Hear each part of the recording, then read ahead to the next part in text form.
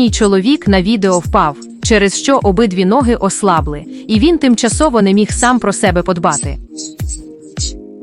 Родина придбала йому цей пристрій для підтримки колін.